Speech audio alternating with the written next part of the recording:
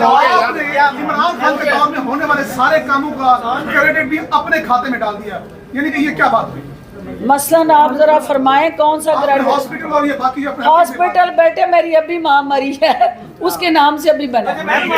ये फरमाइएगा कि एक तो 9 मई के जो कुछ भी वाक़यात हुए हैं, क्या जिम्मेदार सिर्फ इमरान खान है? अगर नहीं तो क्या जो यहाँ पर प्रेस कॉन्फ्रेंस करके चले जाते हैं उनके गुनाह धुल जाते हैं? और दूसरा मैडम, 1 साल तक आप भी तर्जुमानी करती रही है, क्या आप उस तर्जुमानी की कौम से माफ़ी मांगेंगी? Thank you.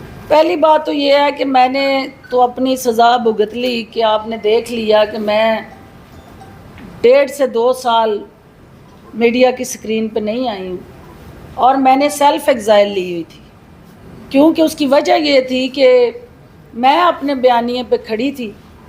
मैंने पीटीआई को जब ज्वाइन किया था तो मैंने वर्दी को बेतुकीर करने के लिए, मैंने पाकिस्तान की असास पे हमले करने के लिए या पाकिस्तान मुखालिफ कुव्वतों के हाथों खिलौना बनने के लिए पीटीआई को ज्वाइन नहीं किया था। मैंने पीटीआई के मंशूर को ज्वाइन किया था। लेकिन जब मैंने वहाँ ये देखा था कि वहाँ बयानिया पाकिस्तान या पाकिस्तान का मफाद नहीं, वहाँ मुट्ठी भर वो शरपसंद अनासर जो हैं उन्होंने प्राइम मिनिस्टर की सोच को भी यरगमाल बनाया हुआ है और पूरे निज़ाम को मफलूज किया हुआ है। तो वहाँ से जो सज़ा मैंने भुगती, मुझे जिस तरह से डिसोसिएट किया गया, वो काफ़ी है आपके सवाल का खुद जवाब उसमें कि मैं उधर ही खड़ी हूँ, मैं नहीं आगे पीछे हुई हूँ। मेरा बयानिया आज भी वही है, मेरी सोच भी वही है। इमरान खान, पीटीआई और वो उनकी टीम डेविएट हुई है, मैं नहीं हुई हूँ। तो जो यहाँ खड़े होके कोई स्टेटमेंट दे के जा रहा है या प्रेस कॉन्फ्रेंस कर रहा है, तो मैं ये तवक्को करती हूँ कि सिर्फ यहाँ प्रेस कॉन्फ्रेंस करके पीटीआई से ऐलान ला ताल्लुकी करना काफ़ी नहीं है, क्योंकि मैं अल्हम्दुलिल्लाह ना तो किसी मुकदमे के अंदर मतलूब हूँ, ना मुझे जेल से ला के यहाँ प्रेस कॉन्फ्रेंस कराई जा रही है, ना मेरा कहीं पे कोई किसी दबाव के तहत यहाँ बिठा के प्रेस कॉन्फ्रेंस की जा रही है। ये 100% मेरे दिल की आवाज़ है और जो पाकिस्तान के अंदर बसने वाला हर मुहिब्बे वतन पाकिस्तानी यही सोच रखता है कि हम पाकिस्तान है तो हम, और अगर पाकिस्तान नहीं है खुदा न खास्ता, तो किसी भी ऐसी सोच को हम जड़ से कुचलेंगे, उसको जड़ से उखेड़ेंगे। और इंशाल्लाह वो वक्त आ गया कि अब वो शरपसंद और पाकिस्तान इकट्ठे नहीं चल सकते। और शुक्रिया मैडम, मेरा 2 पार्ट क्वेश्चन है। आपने फरमाया कि जब आप इमरान खान की काबीना का हिस्सा थी तो आपने महसूस किया कि वज़ीर आज़म हाउस को सिक्योरिटी के इदारों के लिए साजिश के तौर पर इस्तेमाल किया जा रहा है, प्राइम मिनिस्टर की जेल को यरगमाल बनाया हुआ है। आप नहीं समझती कि बड़ा ग्रेसफुल आपका डिसीजन होता अगर आप उस वक्त यहाँ पे आती हैं और कहती हैं कि ये कुछ वहाँ पे हो रहा है, मैंने कोशिश की लेकिन मेरी कोशिश कामयाब नहीं हुई, that's why I have decided to quit Pakistan Tehreek-e-Insaf. Number 1। दूसरा मैम, अभी आपने कहा कि मैं एक तरफ आपने कहा कि मैं शरपसंद मैं जिम्मेदारों से अपील करती हूँ कि वो साना 9 मई की तहकीकात करें, जबकि दूसरी तरफ आप कह रही हैं कि पीटीआई की शरपसंद और दहशतगर्दाना पॉलिसियों की वजह से मैं इस समाज के साथ नहीं चल सकती। एक तरफ आप अपील कर रही हैं, दूसरी तरफ आप कंक्लूजन पे पहुंच गई। आपको कैसे पता कि पीटीआई शरपसंद है या दहशतगर्द है? बड़ा इंपॉर्टेंट सवाल है। पहला पार्ट जो आपने किया है, जहाँ रेजिस्ट करना था और जहाँ जहाँ प्रोटेस्ट रजिस्टर करना था, बहुत सारे आपके कोलीग्स और साथी जो हैं, जो मेरे साथ बीट रिपोर्टर थे या प्राइम मिनिस्टर की बीट या इंफॉर्मेशन मिनिस्ट्री की बीट कर रहे थे, वो 99% जो हैं उस हकीकत से आगाह हैं और उनसे मेरी ये डिस्कशन ऑफ द रिकॉर्ड होती रहती थी। और मुझसे ज़्यादा उनको ये पता था कि मुझे किस जुर्म की सज़ा मिल रही है या मेरे सामने कौन सा वो माइंड सेट है जो दीवारें खड़ी करके तो मुझे काम करने से रोक रहा है। दूसरी बात जो आपने कही, देखें जो अब तक की आपने डिटेल्स ली हैं, جو شخص کور کمانڈر کی وردی پہن کے سوشل میڈیا میں آیا ہے وہ ڈاکٹر فردوس کا کوئی پرسنل کارکن نہیں تھا، نہ کوئی پریس کلب اسلام آباد کا کوئی رکن تھا. وہ اعلان تسلیم کر رہا ہے کہ میں پی ٹی آئی کا اس ایجنڈے پہ لایا گیا خریدا ہوا مائنڈ سیٹ ہوں، جسے ٹرین کیا گیا، جس کو نقشے دیے گئے، جس کو بتایا گیا اور رہنمائی کی گئی، جہاں ٹھہرایا گیا، جہاں سے اس کے ساتھ جڑے سارے ایک نہیں وہ درجنوں دہشت گرد، سینکڑوں دہشت گرد جو میرن شاہ اور ڈی آئی خان اور دیر سوات جہاں سے بھی وہ یہاں پہنچائے گئے، وہ مجھ سے زیادہ سوشل میڈیا کے اندر وہ داستانیں آپ کو دستیاب ہیں. جو سوشل میڈیا دیکھ رہے ہیں وہ ان ساری داستانوں سے آگاہ ہیں. میں یہ کیوں کہہ رہی ہوں کہ آزادانہ انکوائری ہو؟ کیونکہ سیاست کے اندر یہ وتیرہ رہا ہے کہ ہم ایک دوسرے پہ الزامات لگاتے رہتے ہیں، لیکن اس وقت میرے پیارے لیڈر نے قومی اداروں پہ الزامات لگائے اور بین الاقوامی سطح پہ یہ ویڈیوز بھیج کے یہ باور کروایا جا رہا ہے کہ یہ پاکستان کے قومی سلامتی کے اداروں نے یہ تمام کارستانیاں خود کی ہیں اور ملک کو بدنام کرنے کی ایک اور سازش کی جا رہی ہے. تو یہ ساری جو پس پردہ اس کے ساتھ جڑی تلخ حقیقتیں ہیں اس کو سامنے رکھتے ہوئے میں یہ بار بار کہہ رہی ہوں کہ جو ذمہ داران ہیں ان کے چہروں سے نقاب ہٹا کے ان کو نشان عبرت بنائیں تاکہ ملک کے غداروں کی اس ملک کے اندر کوئی جگہ نہیں ہونی چاہیے. ہاں وہ کسی بھی جماعت میں ہے، ہاں وہ کسی بھی شعبے سے ان کا تعلق ہے، جو سہولت کار ہیں جنہوں نے میرے پاکستان کی وجود کو زخمی کیا ہے ان کے لیے زیرو ٹالرنس ہونی چاہیے معاشرے کے ہر طبقے میں.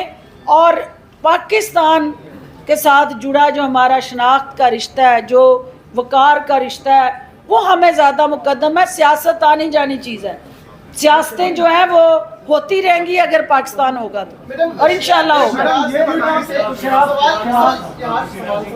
جی جی جی سوال یہ ہے کہ چاہے پیپلز پارٹی یا پاکستان تحریک انصاف قصیدہ گوئی کا آپ ایک بہترین انداز ہوتا ہے. آپ بھی خان صاحب کی ترجمانی کرتے رہی. 9 مئی کو جو کچھ ہوا آپ کی ظاہری باتیں مرکزی قیادت کا حصہ تھی، کہیں نہ کہیں آپ کچھ وجہ جو ہے کہ خاموش رہی تھی. دوسرا سوال میرا یہ ہے کہ اس کرسی پر بیٹھ کر اتنا بہترین پریس کانفرنس کرنا آپ کو کیوں لگتا ہے کہ ان تمام جو جرائم ہوئے ہیں ان سے اب بری سنما ہو جائے گی؟ پہلی بات تو یہ ہے کہ میرا بھائی جو ہے، میں یہ اوپنلی چیلنج کر رہی ہوں سارے میڈیا کو کہ 9 مئی کے واقعے کے ساتھ جڑا کہیں پہ میری پریزنس، اس کے ساتھ جڑی کسی بھی انتہا پسند کارروائی کے ساتھ جڑا میرا میل ملاپ، کسی میٹنگ کا حصہ، کیونکہ آپ ان حقیقتوں سے آگاہ نہیں ہیں کہ 1.5 سال سے میں اس ترجمانوں کی میٹنگ میں موجود ہی نہیں ہوتی تھی، اور صرف اس لیے نہیں بلایا جاتا تھا کہ اس ترجمانوں کی میٹنگ میں جو کارستانیاں ترتیب دی جاتی تھی ان کو کوئی لیک نہ کر دے، کوئی رجسٹ نہ کر دے، کوئی کسی جگہ جو ہے بے نقاب نہ کر دے، کوئی ہمارے ہاتھ روک نہ لے. تو میں اس پورے پروسیس کے اندر کسی مشاورتی عمل کا نہ حصہ رہی ہوں نہ کسی جگہ، اور اگر ہوتی تو یقیناً سب سے پہلے دیوار بن کے کھڑی ہوتی، کیونکہ مجھے اپنی ذات سے زیادہ اپنی کاز سے محبت ہے. جس طرح آپ نے کہا کہ عمران خان جی جی جی کریں جی. آپ نے کہا کہ عمران خان کی بند گلی میں چلے گئے ہیں اور ان کو جنہوں نے بچایا ہے ان کے خلاف کارروائی ہونی چاہیے، اور وہ آپ نے یہ بھی کہا کہ ادھر آ کے پریس کانفرنس کر گئے ہیں، اور جنہوں نے بند گلی میں بچایا وہ تو پارٹی چھوڑ گئے ہیں. آپ نے اتنی دیر کیوں کر دی ہے؟ نمبر 1، آپ اور فواد چودھری کافی تجربہ کار ہیں، ایک ہی کشتیوں کے سوار رہے ہیں، پیپلز پارٹی بھی کاف لیگ بھی. What's next?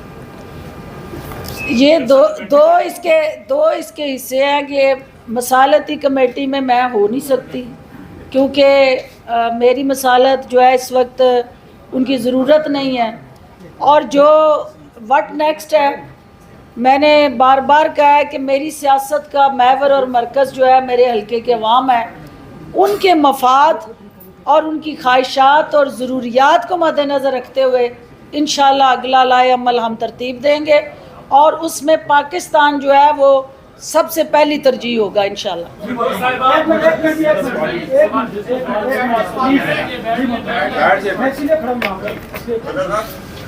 جی خواتین کو بھی موقع دے دیں گے۔ یہ آپ 1.5 سال تک خاموش رہی، آپ نے یہ وقت کیوں چنا؟ آپ نے میڈم جب اسلام آباد میں 144 دفعہ لگی تھی اور سپریم کورٹ کی تبدیل ہوئی ہے، یہاں اس مسئلے پہ آگے کوئی نہیں کہہ رہا کہ سپریم کورٹ کی تبدیل ہوئی ہے، صرف ایک آرمی ہاؤس کی ہے، جبکہ خدا کے پاس ریاست کی قاضی ہوتا ہے، ایک سپریم کورٹ ہوتی ہے، اس کی عزت اس سے بھی زیادہ ہوتی ہے، اس کی مذمت کوئی بھی نہیں کر رہا، کیوں؟ یہ بڑا امپورٹنٹ سوال ہے آپ کا۔ پہلی بات تو یہ ہے کہ میں خاموش کیوں رہی۔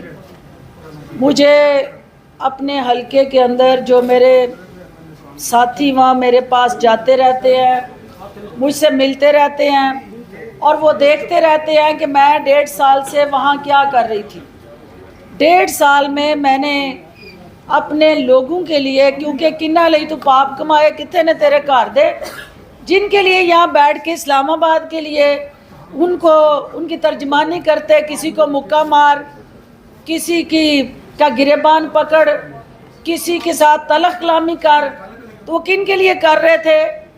جن کو نہ قدر تھی اور نہ وہ حقدار تھے کہ ہم ان کے لیے یہاں بیٹھ کے وہ کام کریں جو میرے لوگوں کی بہتری کے لیے نہیں تھا۔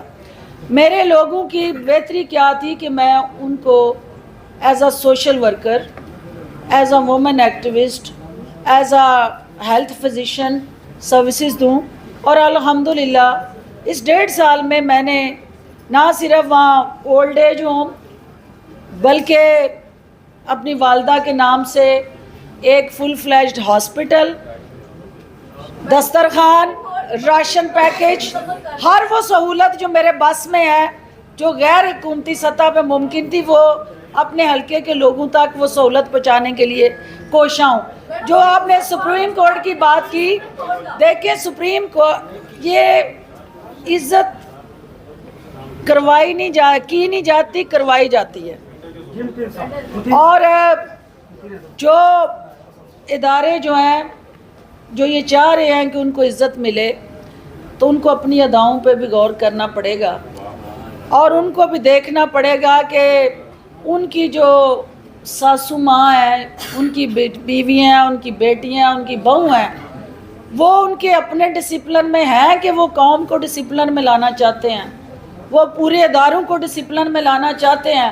تو سب سے پہلے تو ڈسپلن اپنے گھر سے شروع ہوتا ہے، تو جب گھر میں ڈسپلن آ گیا تو ہم سمجھیں گے کہ پورے پاکستان میں ڈسپلن آ جائے گا۔ جی بولیں۔ یہ بتائیے کہ اس وقت جو موجودہ پاکستان کے حالات ہیں، سیاسی اور جمہوری حالات ہیں، اس میں آپ کو سیاست کا مستقبل کیا لگتا ہے؟ اور اس کے ساتھ یہ بھی بتائیے کہ آپ کا فیوچر کا کیا ڈیسیجن ہوگا، کیونکہ آپ نے سیاست سے لا تعلقی نہیں کرنی، آپ نے عوام کی خدمت، ملک کی خدمت کا جو مشن ہے آپ کا۔ جی دیکھیں پہلی بات تو یہ ہے کہ متین صاحب کا سوال ہے، اس لیے سن لیں، آپ کے سینئر ہیں، اور متین صاحب کا بڑا اہم سوال ہے، اس میں پاکستان کے سیاسی افق کے حوالے سے وہ پوچھ رہے ہیں۔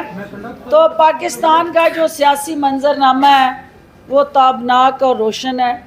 پاکستان کو ایک ہوپ کی ضرورت ہے۔ اس وقت جو ہے وہ میڈیا سے میں اپیل کرتی ہوں کہ پاکستان کی جو ہوپ ہے، آپ کے نوجوانوں کی، آپ کے محنت کش مزدور کی، آپ کے 25 کروڑ عوام کی، اس امید کو نہیں ٹوٹنے دینا، اور انشاءاللہ پاکستان جو ہے وہ محفوظ ہاتھوں میں بہتر ترقی کرتا ہوا روشن درخشاں پاکستان بن کے آگے بڑھے گا۔ صرف میں یہ کہنا چاہتی ہوں کہ جو موجودہ حکومت نے جس طرح سے عوام کو نڈھال کیا ہے، بدحال کیا ہے، اور جس طرح سے غریب غریب ترین اور امیر امیر ترین ہوتا جا رہا ہے، ہم تو نالائق تھے ہی، لیکن یہ ہمارے بھی استاد نکلے ہیں۔ میڈم یہ بتائیں آپ